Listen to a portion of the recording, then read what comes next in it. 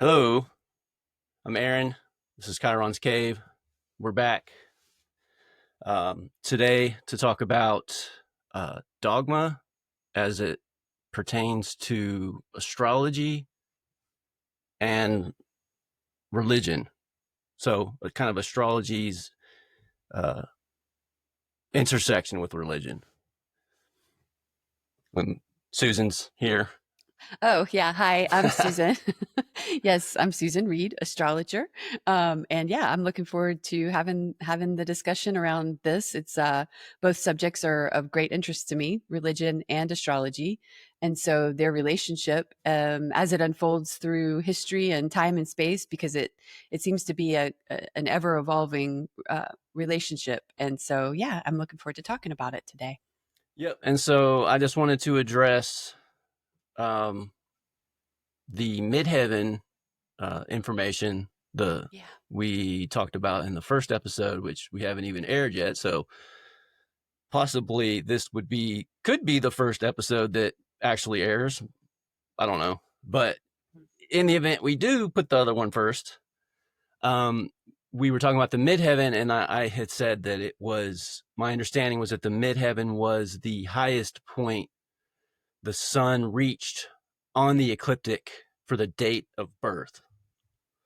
So, but that's not technically correct. Technically, the midheaven is the meridian where the meridian intersects the ecliptic at the time of birth. So that's the midheaven. Okay, so the meridian is a line that's running through the poles of the Earth. So it's a line. It's equivalent to longitude in like Earth's coordinates. So it would be a line that's running north-south through the poles. So it's the north-south axis that divides Earth into east and west. So longitude tracking east and west.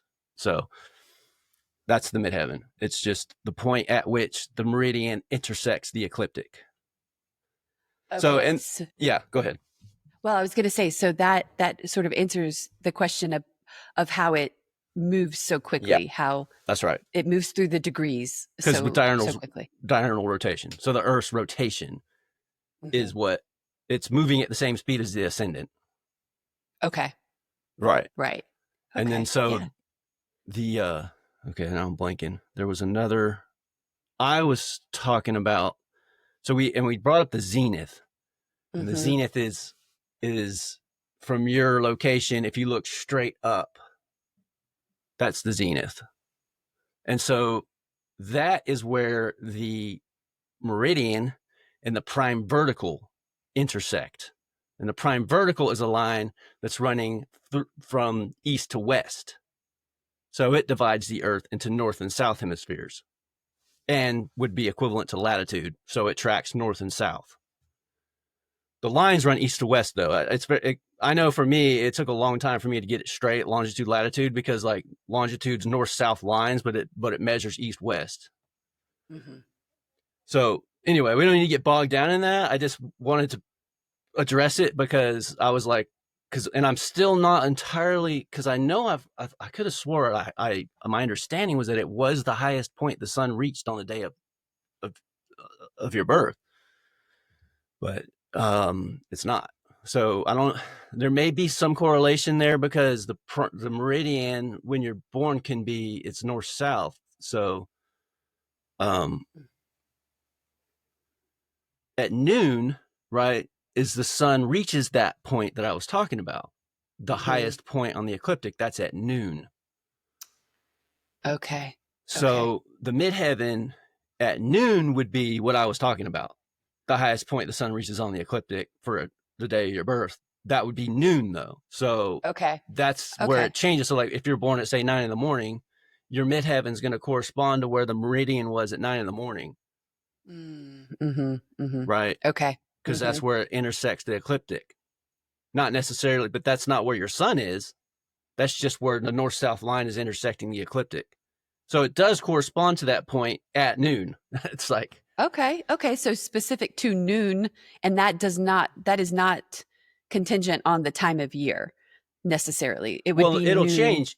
Yeah, Uh-huh. it'll be higher or lower. The declination will change through the year. So at the summer solstice, you're going to have that point will be the highest because the Okay. sun reaches the highest northern latitude, celestial Mm-hmm. latitude, or Mm-hmm. declination, Mm-hmm. right? At the summer solstice, and then the lowest at the winter solstice. It's lowest Right. at that point. Okay. That So makes sense. I Well, think it clears up. Yeah. yeah, it does. And it's really helpful because it's on one hand, you could say, well, we don't want to get bogged down in that, but so much of what we are going to be doing is conceptual and theoretical, that to have some of the astronomical and technical information astronomically is really grounding and helpful for me, because I know it's one place that that my mind has struggles to grasp at times.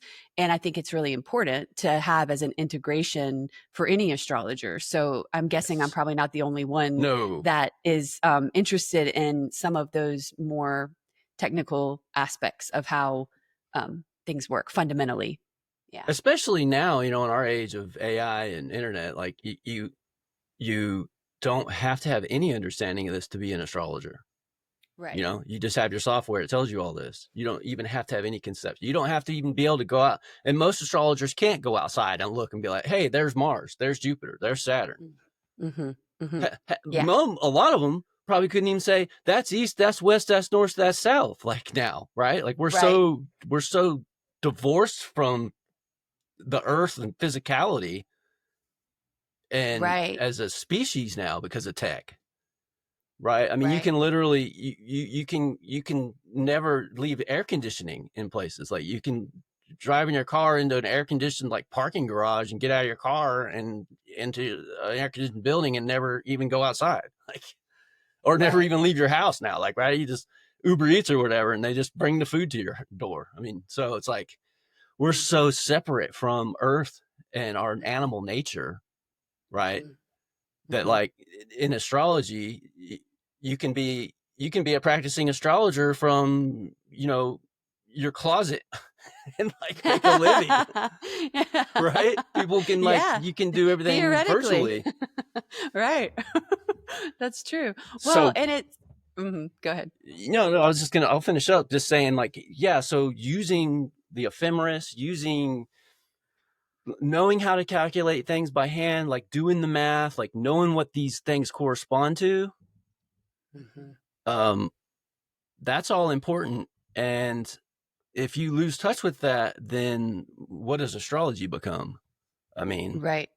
And what I wanted to say too is that if we don't have a place to go, to me, the importance of some of the technical aspects of astrology are great to learn with other astrologers, or because who's really in, I'm not that interested on my own in going and finding all of the technical information, because the interpretation is, as a practicing consulting astrologer, yep. it's the interpretation that works without necessarily having to know those things. But I Yes. think the integrity, to me, the integrity of being an astrologer almost requires, Mm-hmm.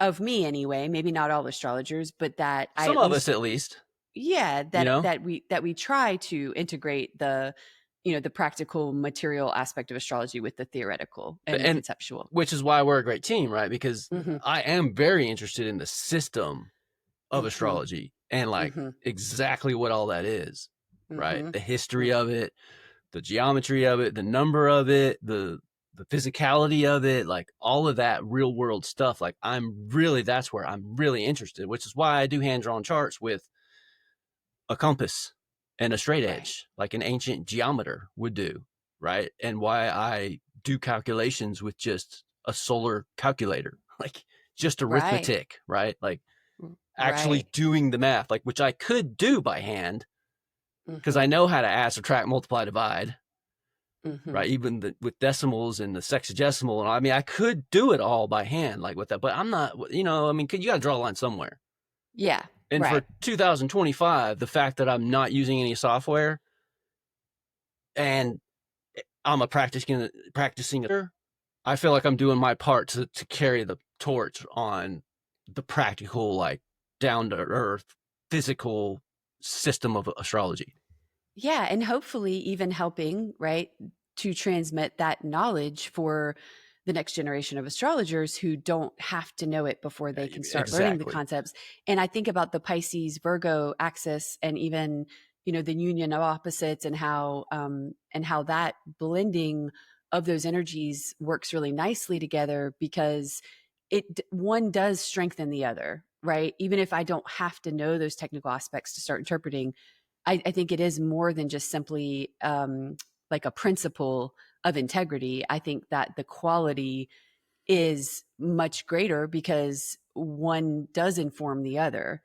I do believe that in terms of the nature of how it functions, whether you're wanting to be an academic astrologer and write books, that are not based on client consulting, or if you're trying to do the deeper psychological work with it.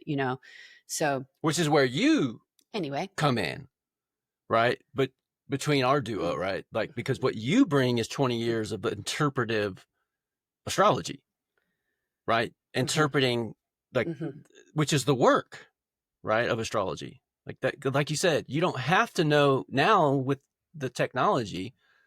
You just need you don't even need an app anymore on your cell phone. Like, you can just go to Astrodienst and, I can look at the chart for today and like get my nativity or anyone else's nativity. Like, it's all, if you can do all that for free, it's just not as convenient as having an app would be, right? Like, it wouldn't be practical as a consulting astrologer to just rely on the free shit, but you could, right.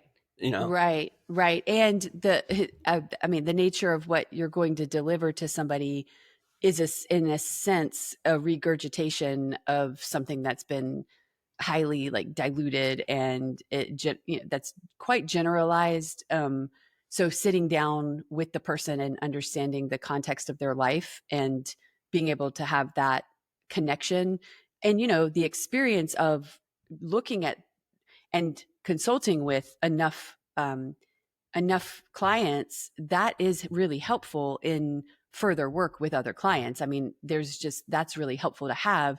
So even if you don't, if you strip away the technical and you get everything kind of fed to you because AI can do that, or programs can do that, you're still missing something, I think, unless you either study your own chart deeply and learn astrology for yourself, or you have a more in-depth consultation relationship really with an astrologer, because you could do a one and done, and that's okay. And I never, like in my astrology practice, some astrologers and really depending on the style, but a lot of times there is a sense of needing to commit for a period of time, especially with more of the in-depth work. But I've never taken that approach, because I feel like if somebody comes to a session one time and they get what they need, then that's great.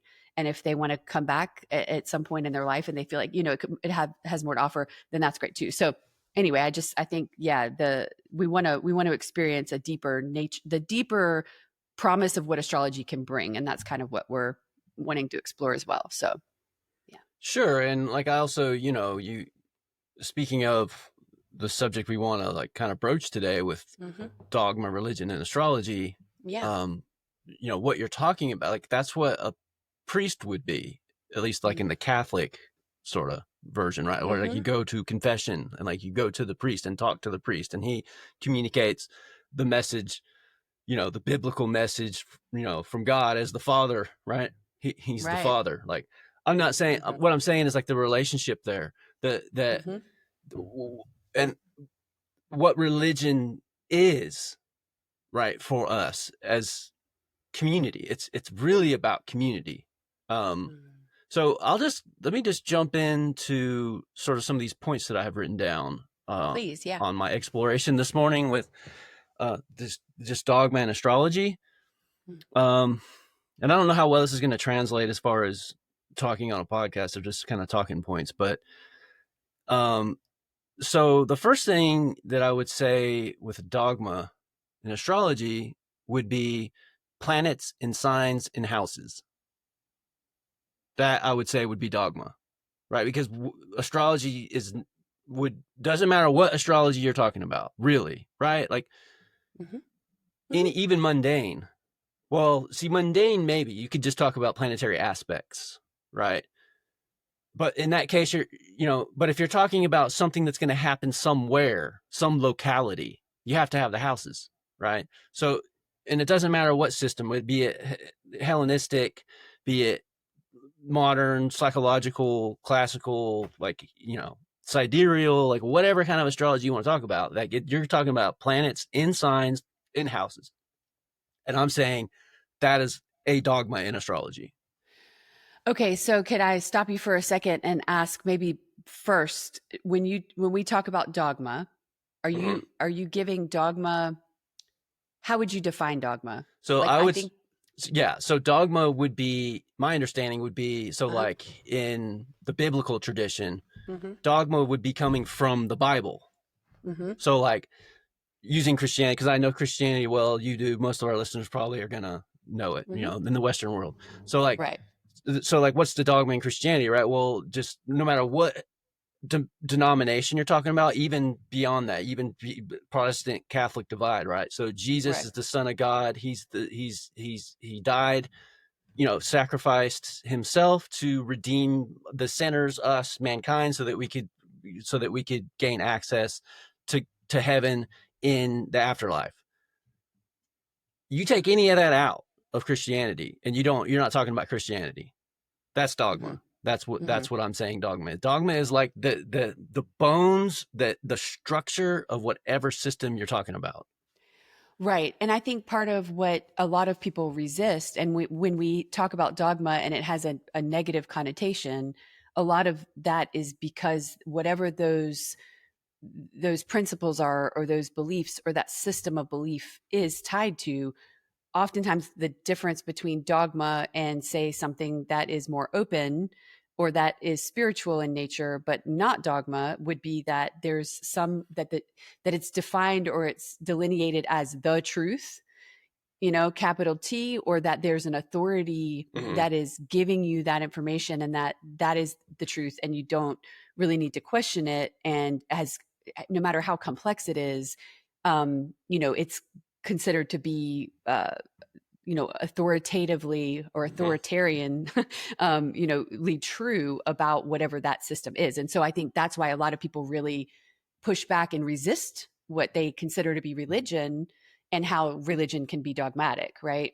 So but to yeah. Right, but to my point, what I'm saying Mm-hmm. is that what I'm hearing you say is you're addressing the reaction people will have to a word like dogma, Right. right? And I want us to be like, yeah, before, because you're talking, you're saying a lot, and it's complex, and like, because dogma is such a big building block of it, it's like, what are we talking about when we talk about it? You know what I mean? Yeah, we And definitely need to define it for sure. yeah, So, do you feel comfortable with my working definition of what dogma is? yeah. So Mm-hmm. I'm saying, like, this is what, if we're going to talk about the dogma of astrology, right? We're talking about what, if you take away from Mm-hmm. the practice of astrology, if you take it away, you're not doing astrology anymore. That's what I'm saying. Okay. All So right. if you So take away the planets, if you take away the signs, mm-hmm. if you take away the houses, now there, like I said, the houses, you could argue maybe that's not dogma, but planets and signs. Right. So this is, in a sense, this is dogma, a good kind of dogma, because you're saying that the nuts and bolts, or the system underneath of the houses, the signs, that they are a necessary structural component. Yeah. You can't talk Okay. about, like, what are we talking about? Like, so, Right. because it's So not that some there's, dogma is necessary. yeah, if you're going to That's the talk about, argument. if you're going to Right. talk about any kind of system of, well, belief, Mm-hmm. Mm-hmm. which you could talk about science and scientism, and you're talking about belief, and there's dogma Right. there too. So it's like, it does have a religious connotation in the West because of Christianity. And it Okay. has a Mm-hmm. negative connotation for the same reason. Right. A lot Yeah. of people died and got tortured and shit because of Christianity. But Right. to be Mm-hmm. fair, really because of people, not so much because of Christianity. It's just like with Islam, militant Islam, right? Mm-hmm. Like, they Yeah. do horrible shit in the name Right. of Islam, but that's not Islam's fault. Right. That's not Muhammad's fault. Like, that's your interpretation as a people. and you're Right. doing that. That's on you, not on the system. Now, if it said explicitly, kill all heathens or whatever, and That's the dogma, because that's the authority saying you should do that, in right? this case, yeah. But so in the case of Christianity, again, we're talking about the Bible. So then you get into the whole thing of, okay, is this metaphor or is it like literal, right? And Mm-hmm. and that's, you can be Christian and be talking metaphorically, and Mm-hmm. that's all fine. But you're going to Right. metaphorically be talking about Jesus as the Son of God who's saving your sins, like, or saving your soul from hell. Like, Mm-hmm. hell doesn't So, necessarily have to be a burning pit somewhere in physical location that you go to when you die, but it could just be a mental state, or it can be whatever, and you can still be just purely in the Christian, house. and so even separating like archetype from the literalism of religion and the universal processes that the archetypes take us through versus the literal, again, like rigid authoritarianism. The authoritarianism is what you're describing, where the religion goes wrong. Because to go back to your example of the priest, how astrologers would be almost like priests in a sense because of that interface with, and that divination aspect of trying to act as an intermediary between God and an individual, or the universe as an individual, because many astrologers they wouldn't claim to be divining something straight from God. It depends on how you define God, Well, of and course. that's But kind of where I'm to go going. back to that example of, mhm.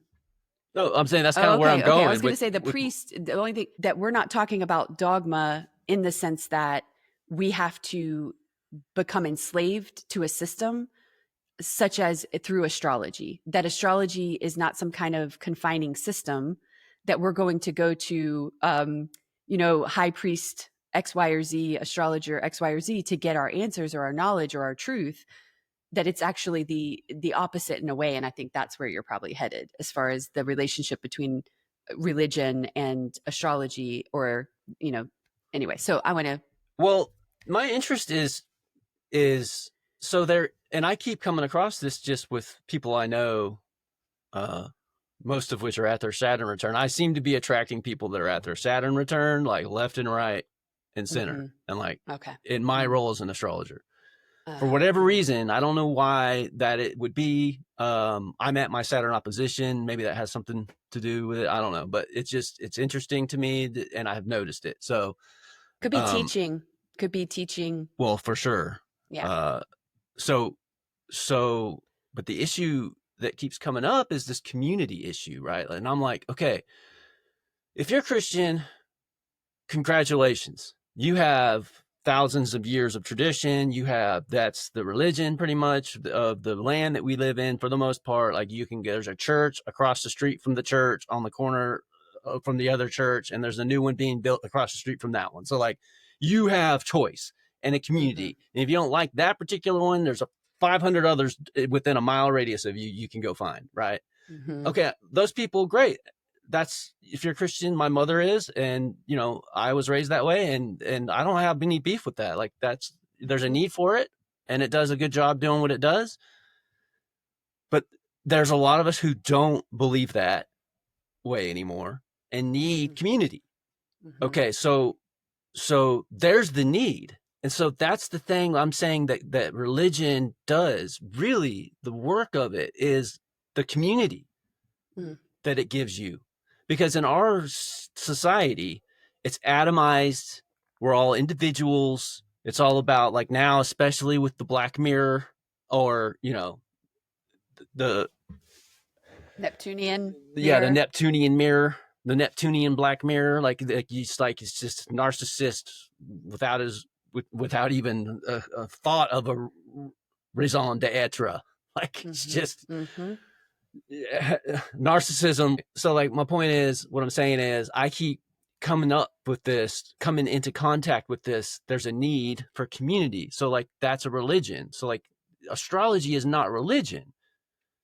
But I've read so many times, like, astrology is not religion, in that, and that's true, right? But also, Mm-hmm. it can be. I've read that a lot. Like, it's not religion, but it can be. Okay, so sure. So it's like, one, you can be Christian and an astrologist. Mm-hmm. There's nothing Yeah. in astrology that's gonna They're not. be against. Mhm. There's no, or in the Bible, that's nothing in the Bible. As a matter of fact, there's a lot of the Magi. Yeah. They were astrologers. I mean, Right. Although you would end up in a very heated discussion, I'm sure, with a lot of Christians around that, and that could be oh debated. yeah, But sure, yeah, absolutely. And I've explained to a lot of clients before that they're not mutually exclusive. That you can be very, yeah. yeah. So I'm with you on that. It's the same with Druidry, and so I was a practicing Druid for about 10 years, solitary, but still, it's non-dogmatic, and you can be a Christian Druid because there's nothing in it that's like, but is Druidry a religion? So the thing is, this is what I'm exploring, right? Like, okay, so it's not that we need a new religion, but it's like also, well, we do need community. Those of us who are sort of orphaned, spiritual but not religious, like that's great, but it's not really, because like you're just afloat. Like whatever you believe is true, and there's no tradition to that. There's no structure to it. It's just, you can't relate really to a group.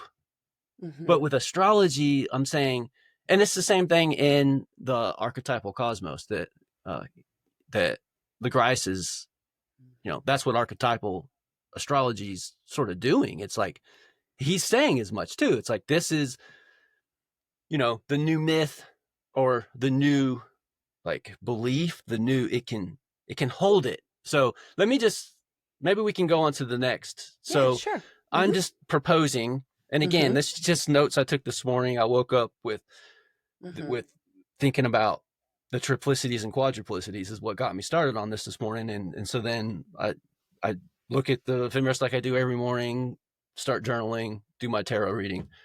Then I started taking these notes. So first would be, like I said, planets in signs and houses. And again, houses, there could be a debate about our houses.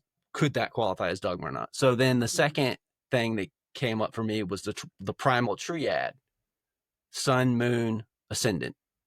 Hmm. That to me seems kind of dogmatic, because Hmm. it's a one, it's it's three, like, you know, the Trinity, which Hmm. you see in all over the place in religious and occult, like that the number three is the ancients considered three to be the first number, actually, Hmm. um, which is kind of interesting. But so, but I think that the sun, the moon, and the ascendant is like, I don't know that it's calling that dogma. I'm not sure that, but again, like if you took the sun, the moon, and the ascendant out, are you talking about astrology anymore? Because this is my test Hmm. to know what we're talking about. We're talking about astrology. If we take any of those three things out, you're not talking about astrology anymore, are you? Yeah. It doesn't seem so. Mm-mm. Okay. So then the next one would be the elements. So the triplicities. Hmm. So that's 12 divided by 4 equals 3. Hmm. So Hmm. I get confused. I have gotten confused a lot in my mind, because of the nature of the interplay between 12, 4, and 3. It's Hmm. easy to like, okay, it's 3 signs, 4 elements, but it's like 3 modalities, 4 signs per, and it's like, what? Oh, I had such a hard time keeping up with all that, right, in my head. Right. So Right. this morning, I think I finally was like, okay. I started writing down kind of equations. So the zodiac divided by the elements is 3 signs, basically. Right. Yes. Right. That's the triplicities. We're talking about the elements. The Hmm. quadruplicities would be, right, 12 divided by 3 modalities Hmm. equals 4 signs. Signs. Yes. Hmm. So what I'm saying here is what the dogma there is, just the triplicities and the quadruplicities, so elements and modality and their interplay. That Right. seems to me dogmatic in astrology. Like if you take the Right. elements away or you take the modalities away, so cardinal, fixed, mutable signs, Hmm. You're not talking about astrology, Right. are you? No. Could you be? So that's fundamental to astrology. Right. Then that's like I feel like I would say that's the nuts and bolts to dogma Mm-hmm. and astrology. Mm-hmm. I don't know. Maybe there's more. That's where I left off as far as comfortably speaking about astrology, any kind. Right. So, what do you think about all that? Well, I would say, I follow. Yeah, it's really interesting. And I would add to that, or as a question, have you thought about the planets Well, yeah, but as, that's remember we started, and I go into that next on this okay. list. But Yeah. remember, the first one that I Uh-huh. proposed was planets and signs and houses. Right, right. So it's yeah, that's interesting. So it sounds like a segue. I mean, it sounds like that's part of it as well. So But I yeah, follow so far. I'm really this is yeah, it's interesting. so then the next thing I noted would be planets as archetypes, as gods. In other words, planets equal archetypes equal gods. Mm-hmm. Mm-hmm. So if you don't have anything, I'll just keep going. Mm-hmm. Mm-hmm. So zodiac as psyche, as image, as church of the gods. Also the wheel as the Morai. So zodiac equals the Morai. Mm-hmm. Yeah. Or the fates. Mm-hmm. So then now you see now you see the wheel, and that's the zodiac, and it's like the psyche, and the fates, the Moira, Mm-hmm. right? Right. So then that brings into my mind the image of an Enki, a necessity, Mm-hmm. chaos, night, Oranos. Okay, so then the next one I have written here, geometry as number as aspects within the psyche. So houses, this is 8, houses as divination or communication with the gods. 9, aspects as communication between the gods. Mm-hmm. Then the 10, I had interplay of modality and elements in aspect, which creates logos. I'm just gonna read all this because I know it's like a lot, like to try to I'm with you though. to think about it. So then 11, delivered by Hermes Mercury, the logos. Mm-hmm. And then I put then it's sun, moon, earth, Mercury equals chemical marriage. So then we're getting into alchemy now. Yep. With Wow. the symbols. Yeah. And then the last one is a little bit longer. Astrology equals logos equals word of God in relation to image arising in the psyche, which equals the wheel, which is the Morai, fate, reflection of inner or as outer, as above, so below, reality, causality. So that's where I stopped. Wow. So yeah. Yeah. Yeah. That's a lot. Right. Yeah. No, it's absolutely really intriguing and a almost a it's very rich. There's a lot to unpack and to explore and discuss around it, but it's also very condensed and poetic in Yeah. its transmission. And so but it actually so it's like almost something that I feel like requires a little bit of meditating on. Oh yeah, for sure. Because it feels like in some ways what you've done is pulled from, you've integrated and condensed, but there's a certain kind of new way of expressing this that is, it's like you've taken a compilation of different concepts and ideas and even like theoretically and put it into this new container or this new um uh like configuration of meaning, which I would argue is what Chiron. I wish I knew I was saying his name right. I think it's Chiron LaGrice. Uh-huh. So Chiron, if you ever hear this or whatever, I'm sorry if I'm butchering your name, man. I don't know how to say it. So I'm guessing Chiron LaGrice. And I feel like that's what he's started doing. Archetypal astrology is, I mean, I'm not, what I'm doing is just my understanding. But the thing I kind of realized is that, like, I've had a lot of these epiphanies. Like, that's how I found archetypal astrology. Because remember, I was like, I'm going to write a book and it's going to be called Archetypal Astrology, right? Because I'm like, this doesn't even exist. And I was like, well, maybe I should like Google and see. And then that's how I found Chiron LaGrice, right? And Archetypal Astrology. It's like, oh shit, this already exists. Right. Yeah. So, but not for long. Like his first, The Archetypal Cosmos, was published in 2010. Right. So his next work, I can't think of the name. I haven't started reading it yet, but it's volume 1 on his series. It's 3-series volume on archetypal astrology. And it was published in 2024. Right. So, this is that the one you said to look at the table of contents jelly. and be jelly? Yeah, and I am, by the way. Did you read that? Did you read that table of contents? I did. I sure did. Yeah. Man, and I was jealous that you have it first. Yeah, I want to read it, but I'm like, okay, I got this ESAR exam coming up, and synastry is an area that I just feel like I need to focus on that up until the exam. That's awesome. Yeah. When are you taking the CAP? The 21st. 21st of June? June, yeah. Yeah, so that's awesome. That's really great. Yeah, because at this point, maybe we should wait to publish this podcast in case I don't pass.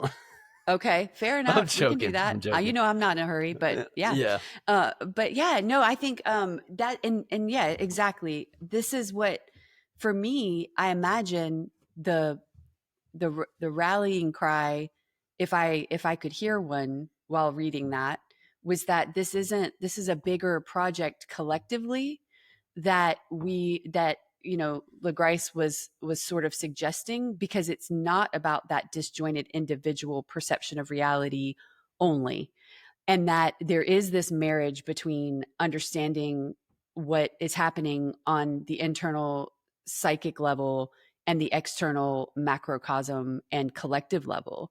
So what you're doing, like you said, the synchronicity of being just called and pulled to this area as you were in your life, it is converging, I think, with maybe a passion for the larger, significance, or the role that astrology could play for humanity at this particular time and place.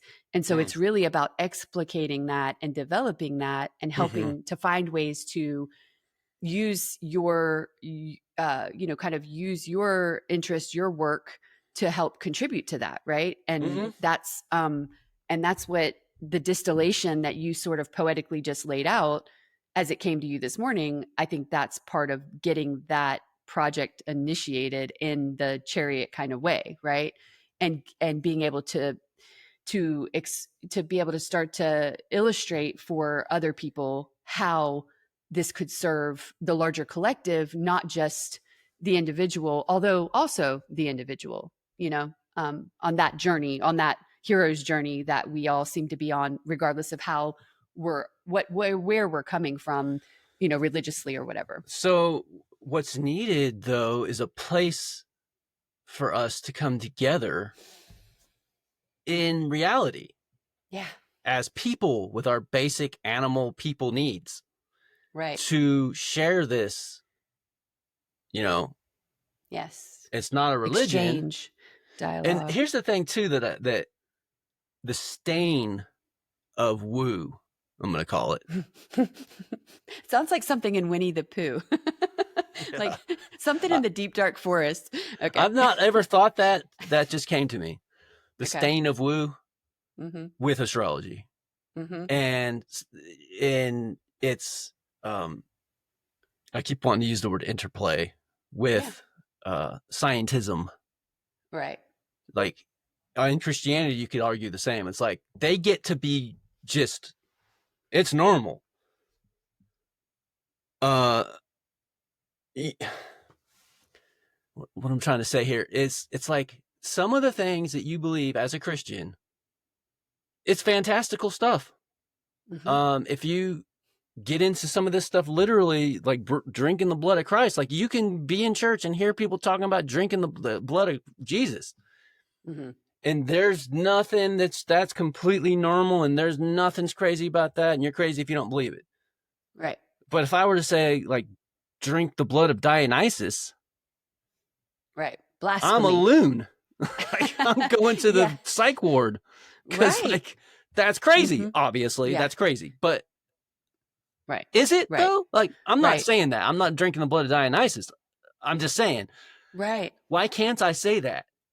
The only difference between, because Dionysus is older than Jesus, in fact, historically, and I'll just stop there because I don't want to run people off or whatever. But, you know, the point is like that it's older. Dionysus is older. Right. Fine. It's a mythical figure, right? Still older than Jesus. Right. So you can't say, so like, why is it crazy for me to talk about Dionysus?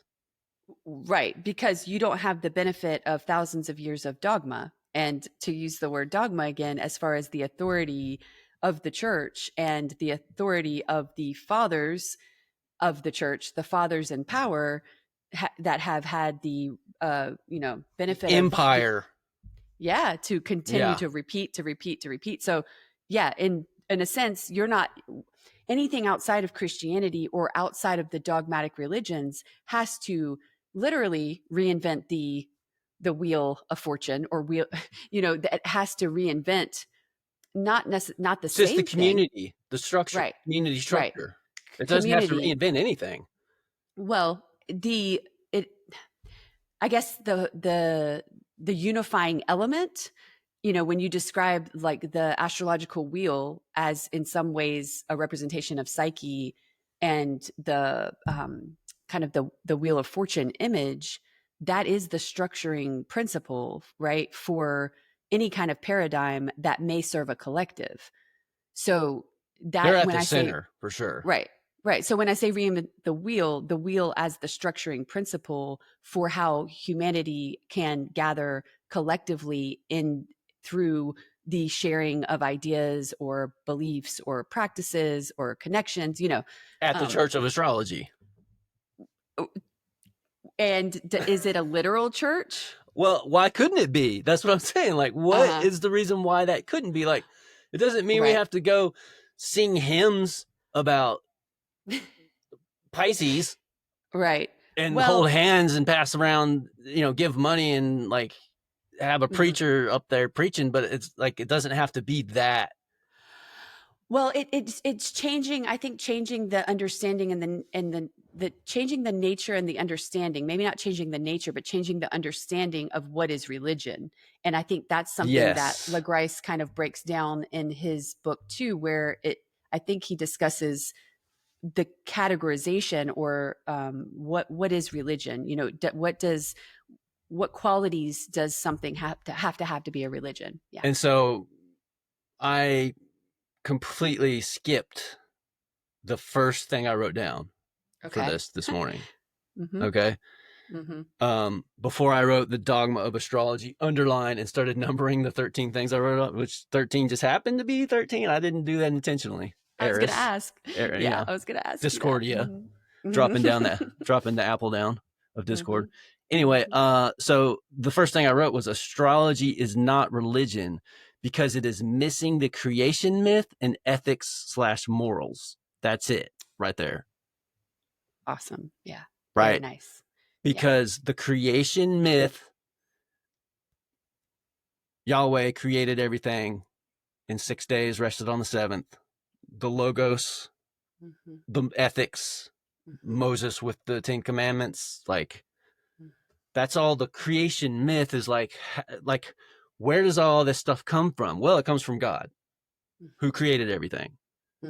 So then there's your ethics and morals. Whereas in astrology, there's not a creation myth for astrology. It could certainly contain it. And Chiron talks about that, right? He talks about how like it's like you can go to any religion and start talking about their figures, and it might not be one planet, but that archetype, it's going to be in there, you know, Mm-hmm. it's Mm-hmm. contained in there. Mm-hmm. So the thing is, though, with the creation myth, that's where religion is not the occult. Okay, so let me ask you this. Would you like to be part of a religion that was missing the creation myth and the ethics and morals Exactly. component? No, because like, well, you have to have ethics, but it's Mm-hmm. like, look at the humanist, Mm-hmm. the atheist. Like there, you can find all. I mean, I couldn't make the arguments. You know, I've read them. You know, I'm not atheist, so, but I'm just saying, ethics. Suppose like logically, you can come up with ethics without needing a god. True. Yeah. Okay, And so yeah, any organization that functions well has a code of ethics, right? yeah, and astrology certainly has a code of ethics. I mean, I've got Mm-hmm. that book for that long acronym from that organization that I can't. The You're talking about PAA. I think their acronyms are their acronym crazy is what they are. The front of that yeah. book, I if I wasn't in my closet right now, I would go get it, but it would be. I can't even open this door behind me right now because without Right. moving a bunch of stuff. Because you can be an astrologer from a closet these days. Yeah. Yes, you can be. I'm living proof. I'm in the closet. Yeah. But Esar has a code of ethics, to use that example, right? Esar Okay. has a code of ethics. And Yeah. when you become an astrologer through Esar, then you have to take an ethics training and you have to sign an ethics, so ethics, yeah, like you said, you don't have to, it doesn't, you can still have ethics without it being religion, but most religion, yeah, supplies that. So like, but the thing is, yeah, why couldn't astrology supply that? Okay, that's just it's a structure, right, of dogma. right. We just don't have a holy book. Yeah, that's true. And We have lots of books. right. So the other thing is the creation myth, because I guess my other question to, beyond would you like to be part of a religion that didn't have either of those, is do you think that those two components that are missing from astrology are why people are put off from religion to begin with?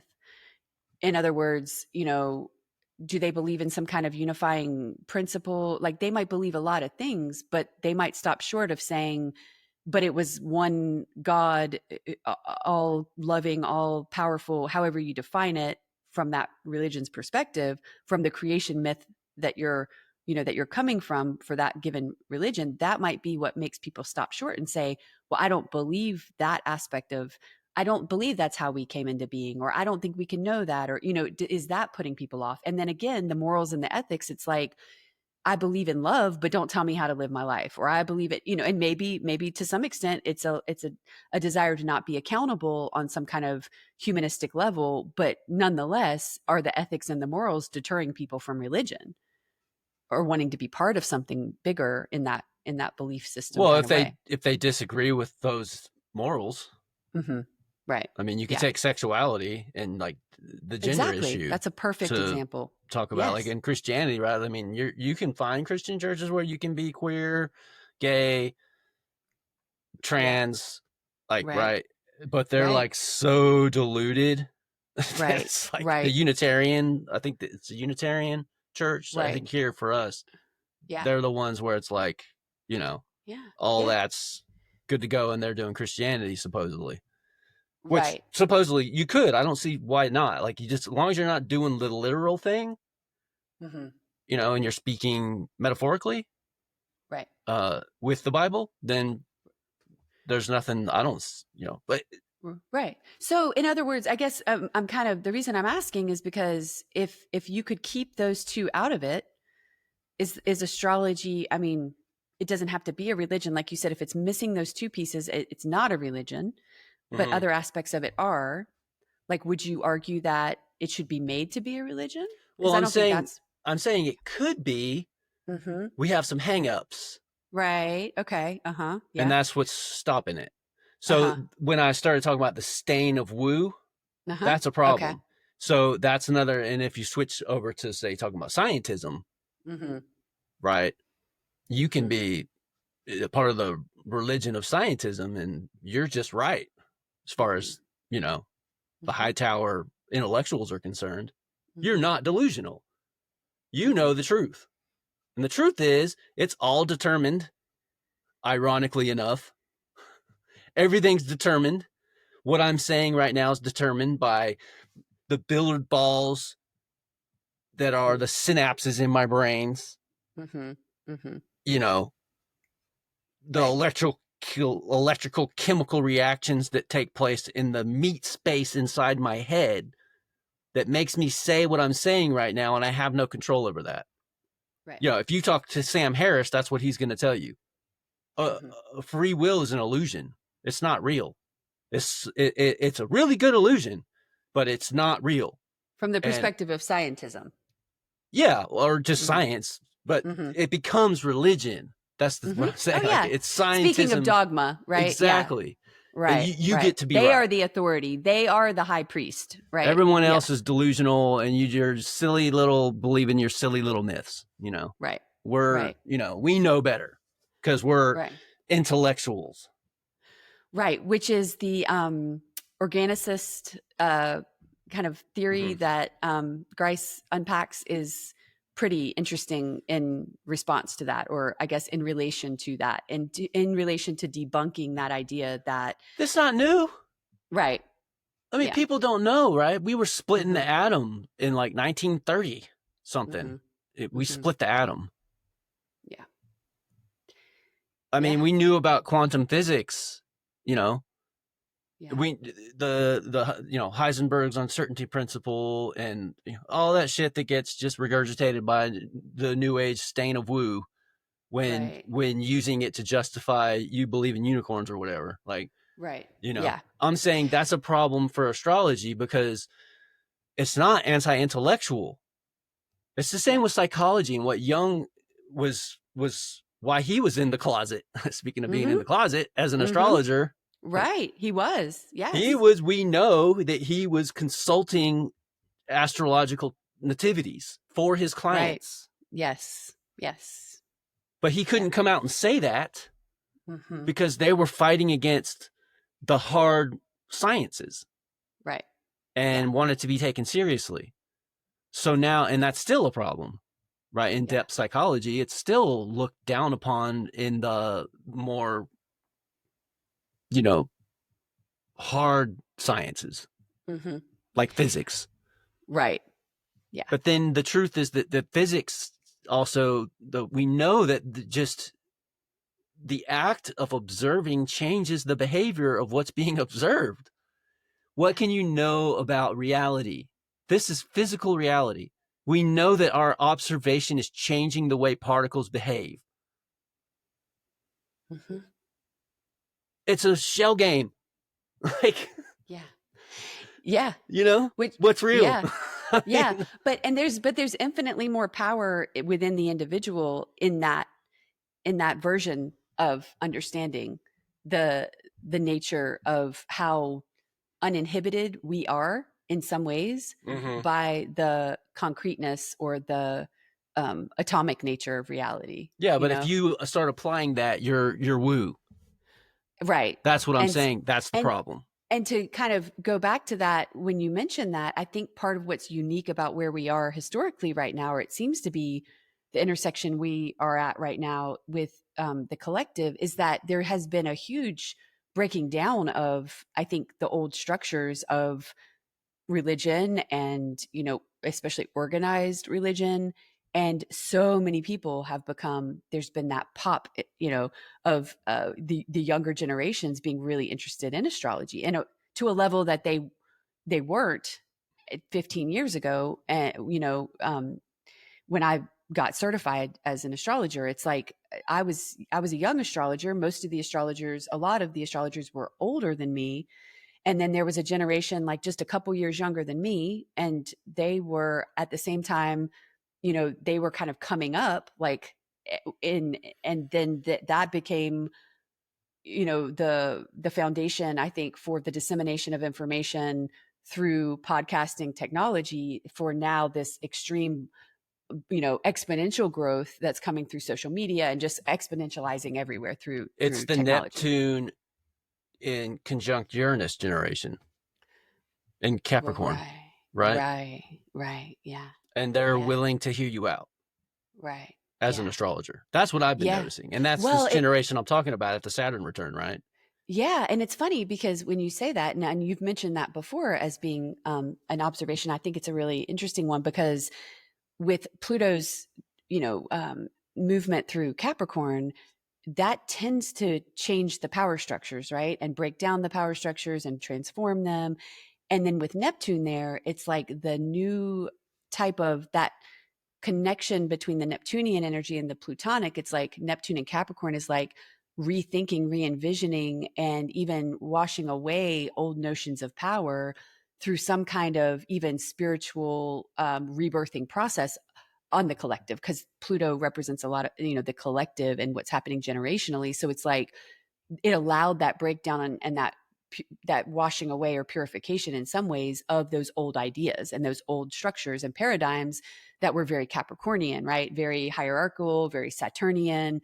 And so then in the wake of that, with Pluto moving into Aquarius, it seems like this explosion is just, continuing into a much wider network.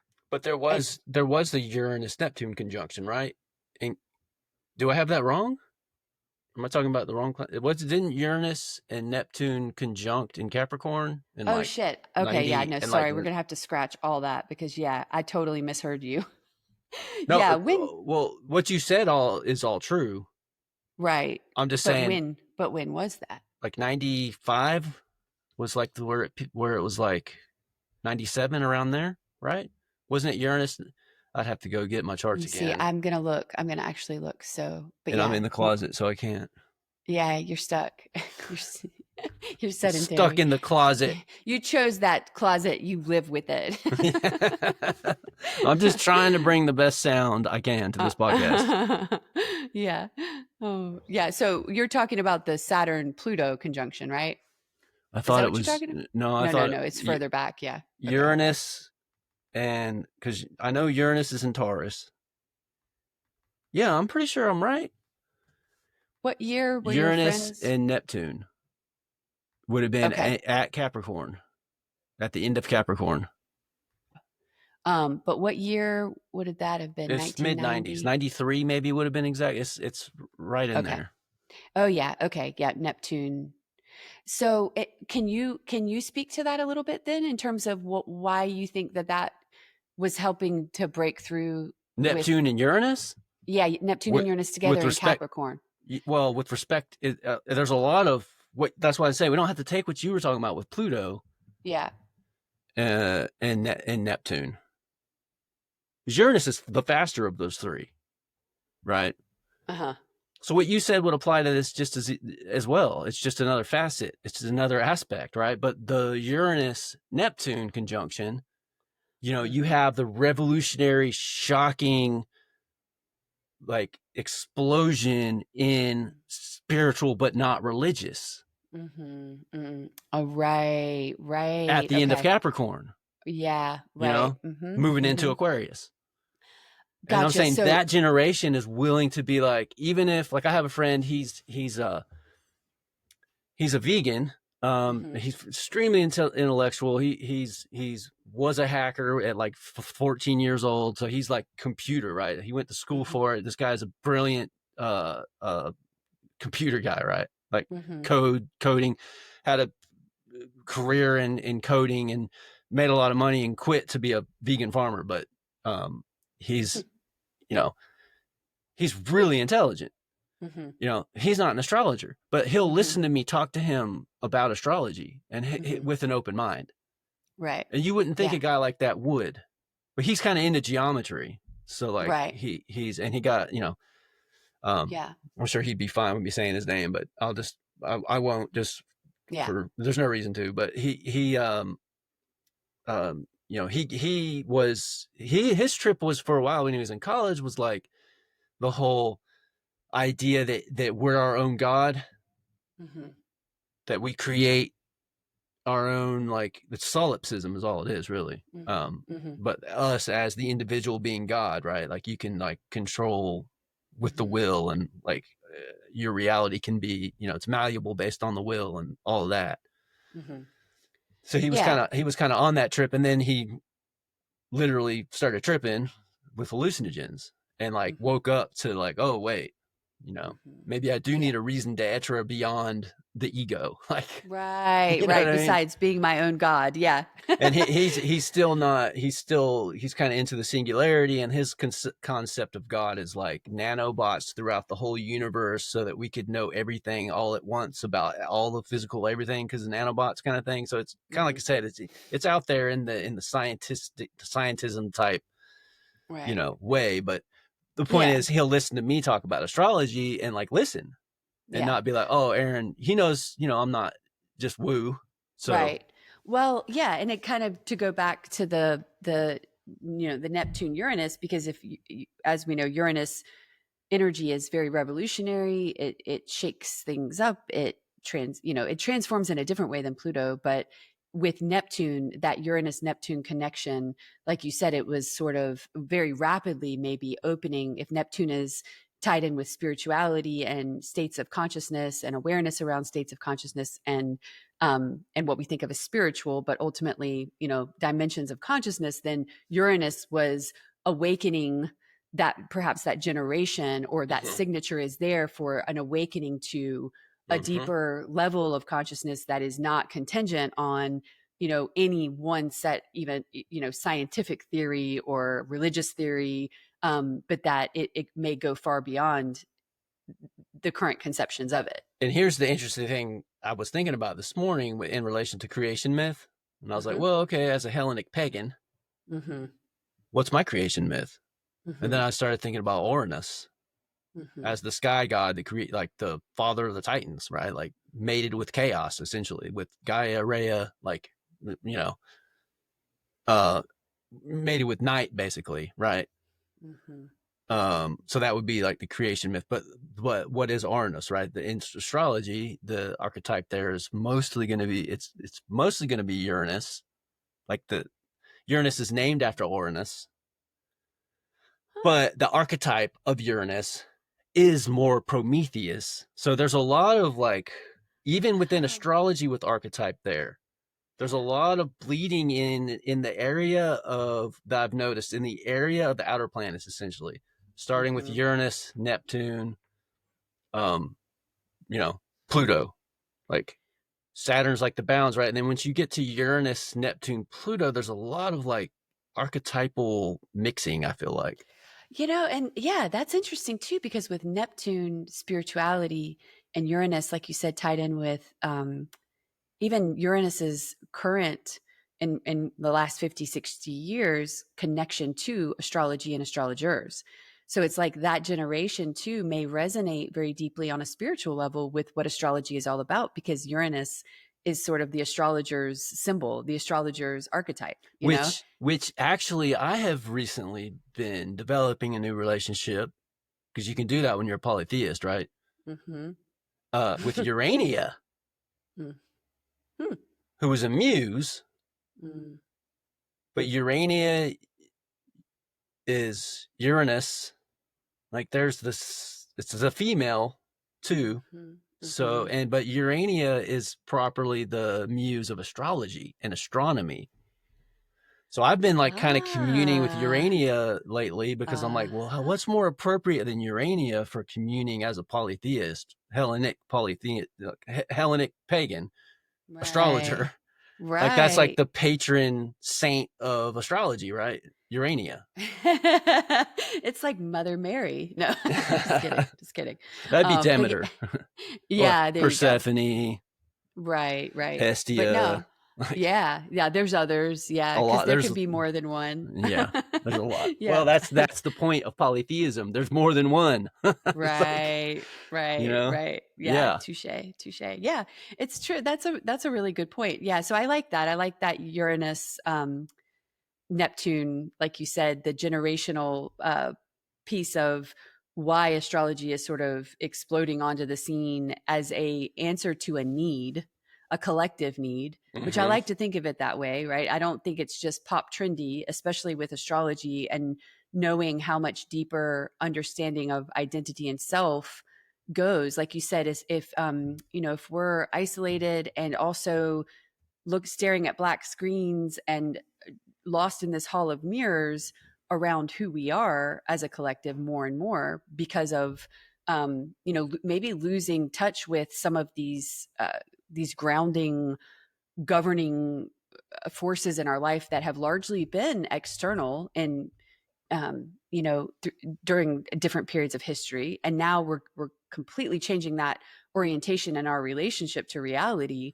There is something that we need, right, as maybe to create that unity or that collective unity other than just technology, because technology connects us, but what does it connect us in? There's still the realm of ideas and beliefs that we have to reckon with because we're still human. So yeah, we're human. That's exactly right. And that's Chiron. That's what Chiron represents, right? In Chiron's cave, like the lower half is the animal side that has those animal needs. The social properly is animal. I mean, look no further than chimpanzees. Right. And we as conscious humans, even, we need meaning. We need to have some meaning that goes beyond just the like the postmodern solipsism. Right. Yep. Whatever, anything goes.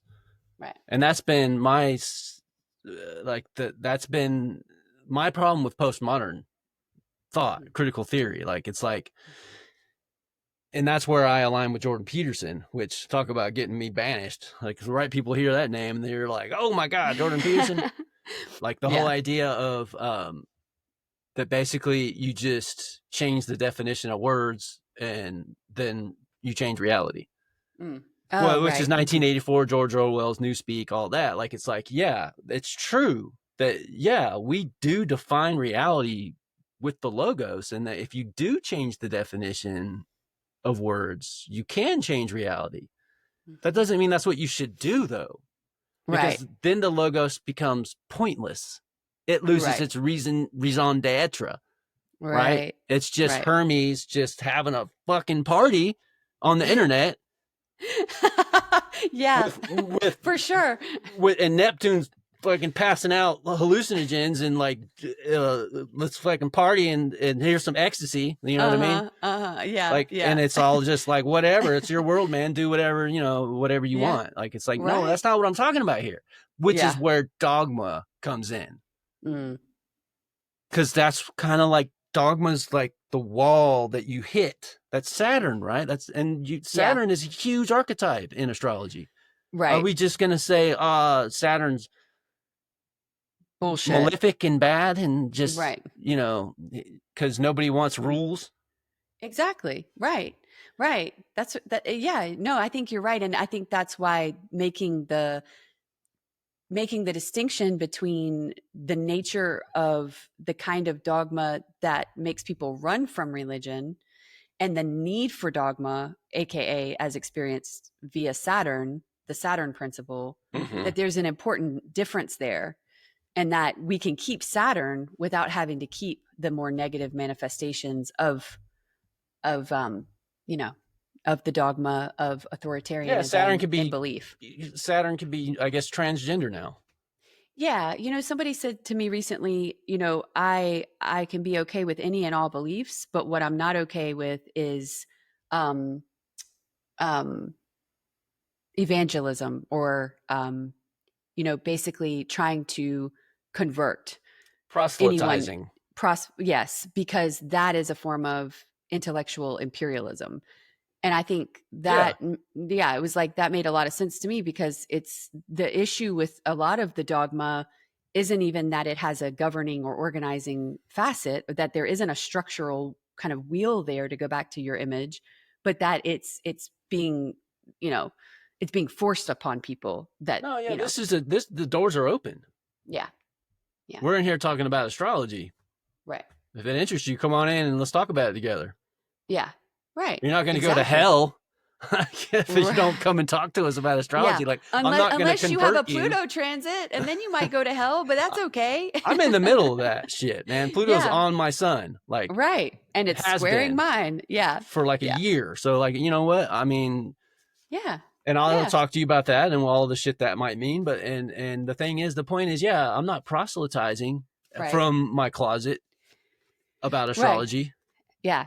And absolutely. And I know that, and you know that. And I think like that's it's important to make the distinction, because like you said, we need Saturn, and astrologers know that we need Saturn. Any good astrologer isn't going to do what you just described, right? Where they're like, oh God, Saturn, you're about to get a Saturn transit. It's terrible. It's awful. He's malefic. Better watch out. Live in fear for 2.5 years during this, it's going to be okay. Like, let's look at the constructive possibilities of what Saturn can do for you, because Saturn has better gold and reward at the end of that rainbow of that you're trudging, than even Jupiter has, because, Jupiter brings in fast and generous, oftentimes abundance and energy to wherever he's transiting. But Saturn, you have to work a lot harder, but you might get better rewards, maybe. Yeah, that's Capricorn, right? Mm-hmm. That's the difference between Capricorn and Sagittarius. I mean, really. And you could even talk about Pisces, because the ancient rulership with Jupiter. Which there's some truth to. I mean, and Saturn too. I mean, Aquarius too. Yeah, for sure. With Saturn. Mm-hmm. Yep. Yeah, you can't take that stuff away. And that's really fruitful ground. Is that even a saying? I don't know if that, but talking about, like to talk about that, like with respect to Saturn, Jupiter, and, their fruit or whatever, what they can bring, and then the tradition behind all that. Yeah. I'm kind of losing my, I don't know. I think maybe, we hit an hour 15. Yeah. We should probably, wrap it up for now. What was our pivot? We were going to pivot to something if we ran out. Synastry. Synastry. Always a good subject. I love synastry. So so I'll just, so that's it for this episode. Yep.